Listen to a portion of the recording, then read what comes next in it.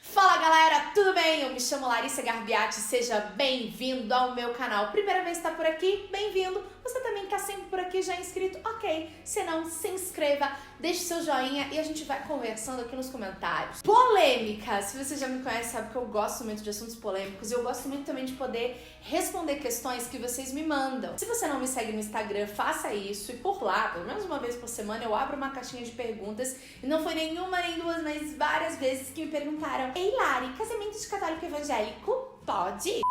Uma das coisas que eu já queria falar pra vocês é de que quando a gente pensa num namoro, a gente não pensa só em comer gostosinho, dar um beijinho na boca. A gente pensa que o namoro, ele caminha, para o casamento, para a construção de uma família. Quando você vai procurar, por exemplo, no Catecismo da Igreja Católica, algo falando sobre namoro, eu já vou te adiantar antes da tua pesquisa, não tem. A igreja dedica ali uns 2, 3 parágrafos onde ela fala sobre o noivado, que é essa preparação, e ela super fala sobre o sacramento do matrimônio. Então, quando a gente pensa naquilo que a igreja vai se pronunciar, ela tá bem preocupada assim, ó, gente, é o negócio da família, não toca na família. Então, a igreja, ela dá instrução pra gente a respeito do casamento entre católicos e evangélicos, enfim, pessoas de outras religiões, batizadas ou não batizadas. Eu tô falando isso, mas o vídeo fala sobre namoro, mas é pra você já botar isso na sua cabecinha. Primeira coisa, estou namorando para quê? Por quê? O que eu quero construir com essa pessoa? Porque é isso que vai conseguir dar luz para que a gente faça uma boa escolha. Primeiro lugar, então, o que a Igreja Católica diz? Pode ou não pode?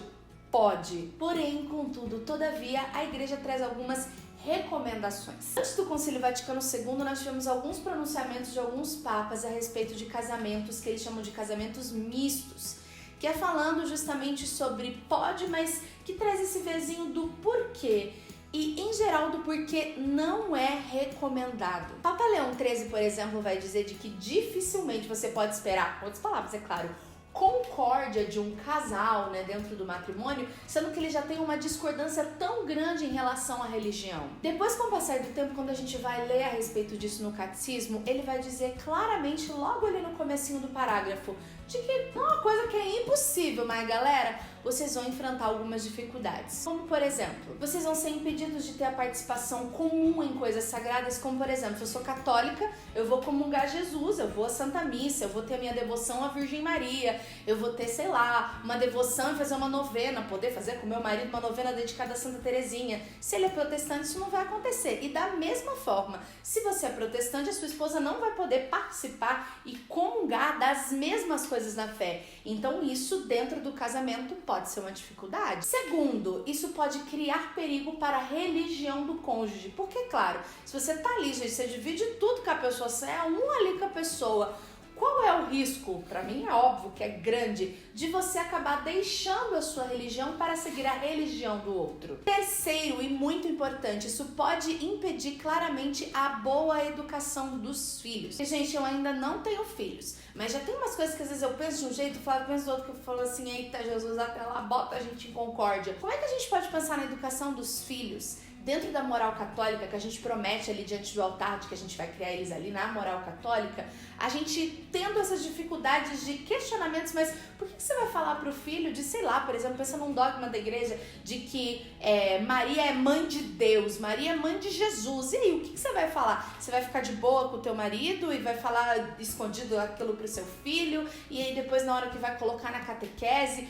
Quando a gente pensa sobre ser católico, a gente não está falando somente sobre o fato de que você vai levar os seus filhos para a missa e para o culto, ou só para a missa ou para o culto, mas a gente está querendo dizer de que dentro da igreja a gente tem um conjunto de pensamentos sobre moral e educação, e meu Deus, céu, inferno, boas condutas e tudo mais, que pode ser de que em algum momento isso, com certeza, vai entrar em discordância. Então a educação dos filhos pode acabar sendo prejudicada, e isso é muito sério. E o quarto, que é muito importante para nós que entendemos a religião católica como algo importante para a nossa vida, é de que isso pode nos levar a uma indiferença religiosa, que é aquele famoso tanto faz. Não, imagina, mas eu sou católico, meu marido é protestante, a gente serve a Deus do mesmo jeito, então tanto faz. Aí você vai criar os seus filhos, não, tá bom aqui, tá bom, não, mas ele pode escolher, sei lá, chamar Deus de universo, mas então você cria esse entendimento de que assim, fato de eu ser católico ou não ser católico também, você consegue entender? O que fica muito claro pra mim quando falo sobre esse assunto, em primeiro lugar, é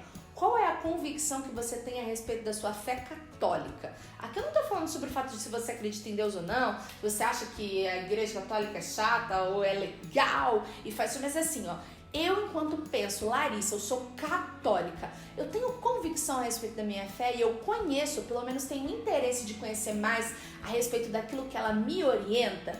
Se eu realmente sou católico, o quanto não seria importante para mim que eu tivesse alguém que comungasse da mesma fé que eu? Porque eu conheço e tenho amizade com muitas pessoas que são protestantes. Enfim, a gente nunca se aprofundou tanto nesses assuntos, mas parece meio claro para mim de que é muito importante para eles que eles tenham alguém que caminhe junto com eles na mesma fé e na mesma doutrina, e que seria uma briga muito grande eles ficarem primeiro entre eles e depois pensando na educação dos filhos. Então a primeira questão é o quanto para você a sua fé católica ela é algo que, cara, é isso. Porque, claramente, se a sua fé, ela é, não, eu sou católico, pouco provável que você queira casar com uma pessoa de outra religião. Pesado. Vou dar uma ilustrada aqui na questão. Tipo assim, era uma vez a Mariazinha, e a Mariazinha é catoliquinha. E era uma vez o Joãozinho é evangeliquinho. Aí eles vão lá, eles vão casar. Quando eles vão dar uma olhada, porque eles são muito estudiosos, sabe? No Código de Direito Canônico, eles vão ver assim: tudo bem, Mariazinha, nós vamos casar na sua igreja, mas como ficará a educação dos filhos? E a Mariazinha fala pra ele: diante do direito canônico, eu preciso prometer de que sim, os meus filhos serão batizados na igreja católica e de que sim, eles vão ter uma educação católica. Joãozinho vira para Mariazinha e fala assim: como assim? Outra coisa, Joãozinho diz: o pastor Nelson está muito ansioso para celebrar o nosso casamento. Mariazinha fala: mas aqui está escrito de que não, se nós nos casarmos na igreja católica, não dá para casar em outro lugar. E agora?